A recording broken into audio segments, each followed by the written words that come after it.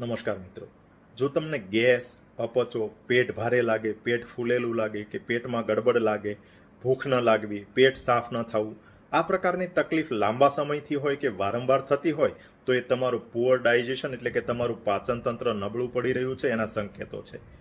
તો દવા વગર કયા કુદરતી ઇલાજ દ્વારા આપણે પાચનને મજબૂત કરી શકીએ? એની અંદર સૌથી પહેલું જોઈએ તો start your day with warm water, એટલે કે દિવસની શરૂઆત ગરમ પાણી પીવાથી કરો. સવારે ઉઠીને 1 થી 1.5 ગ્લાસ ગરમ પાણી પીવાથી આપણું મેટાબોલિઝમને બૂસ્ટ થતું હોય, સ્ટમક હોલની કોન્ટ્રેક્ટેબિલિટી વધતી હોય, આપણું ડાયજેશન સારું થાય, પાચક રસ સારા બની શકે અને સૌથી મહત્વનું છે આપણું બોડી ડિટોક્સિફાય થતું હોય. બીજું છે ઈટ માઇન્ડફુલી, એટલે કે જમવાને માત્ર મિકેનિકલ એક્ટ, યાંત્રિક ક્રિયા ન બનાવી દેતા ધ્યાનથી જમવું.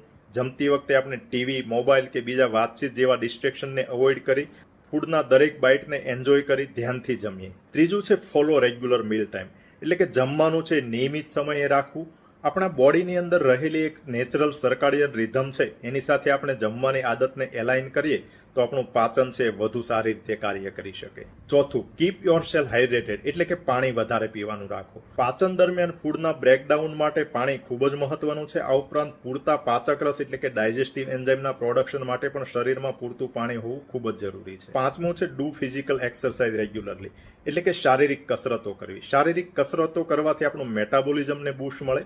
આ ઉપરાંત ડાયજેશન એટલે કે પાચન સુધારો થાય અને ગેસની સમસ્યા, કબજિયાતની સમસ્યામાં ખૂબ જ ફાયદો થતો હોય.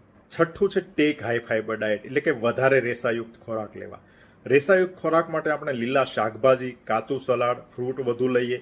આ ઉપરાંત આખા ધાન્ય ખાવાનું રાખીએ અને મેંદાવાળી વસ્તુ છે આપણે અવોઇડ કરીએ. સાતમું છે take adequate and good slip.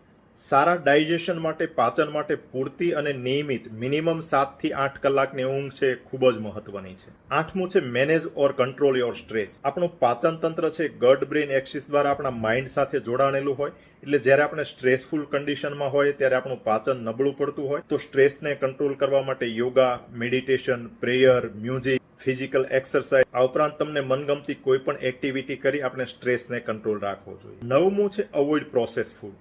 જે વ્યક્તિને ગેસ, અપચાની સમસ્યા હોય એવી વ્યક્તિ બને ત્યાં સુધી તાજો ખોરાક ખાવો જોઈએ.